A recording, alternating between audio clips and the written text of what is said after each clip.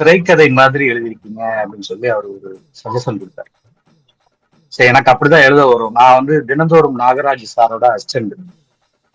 தினந்தோறும் படத்துல இருக்கிறேன். அப்புறம் மனசெல்லாம் படத்துல திரை நிஜ சம்பவம். நான் பக்கத்துல இருந்து பாத்திருக்கேன் அந்த கதையை.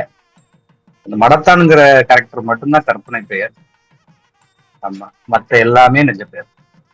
இந்த கதாபாத்திரங்கள் எல்லாமே நிஜமாக ஒப்ப நடக்கு. அப்படிங்கிறதான் கொட்டு சத்தம் ஓய்ந்து ஊர் அமைதி காட்டுறது அப்படிங்கிற ஒரு வரி எழுதியிருப்பேன்.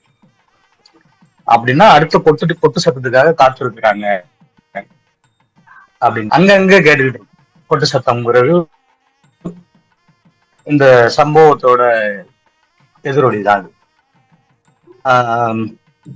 நீங்க பாண்டியன்னா என்னன்னு கேட்டீங்க. திருநெல்வேலியில வந்து திருநெல்வேலி மாவட்டத்துல ஒரு குறிப்பிட்ட சமூகத்தை, ஆனா திலகர்னு ஒரு படம் வந்திருக்கு இருக்கு, அதுல நீங்க பாருங்க அந்த வசனம் வரும்.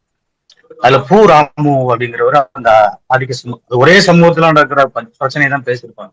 இந்த கொலை எதுக்கு, இந்த சிறுவன் கொல்லப்பட்டது அதுக்குள்ளான உள்ள அந்த ஜாதி அரசியல் வந்து எனக்கு அது புரிஞ்சது.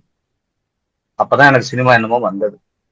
ஸோ அப்ப இது எப்படியாவது இந்த கதையை நம்ம வந்து எழுதிடணும் அப்படின்னு சொல்லி இது உள்ளுக்குள்ளேயே இந்த கதை அசை போட்டுட்டே இருக்கும். ஒவ்வொரு காட்சிகளும் அந்த வயசுல இருந்து எனக்கு இப்போ வரைக்கும் இந்த கதையை விண்மீன் பப்ளிஷ் பண்ற வரைக்கும் அப்படியே எனக்கு ஒவ்வொரு காட்சிகளும் அங்க இருந்த நிகழ்வுகளும் எனக்கு அவ்வளவு மனப்பாடமா இருந்தது.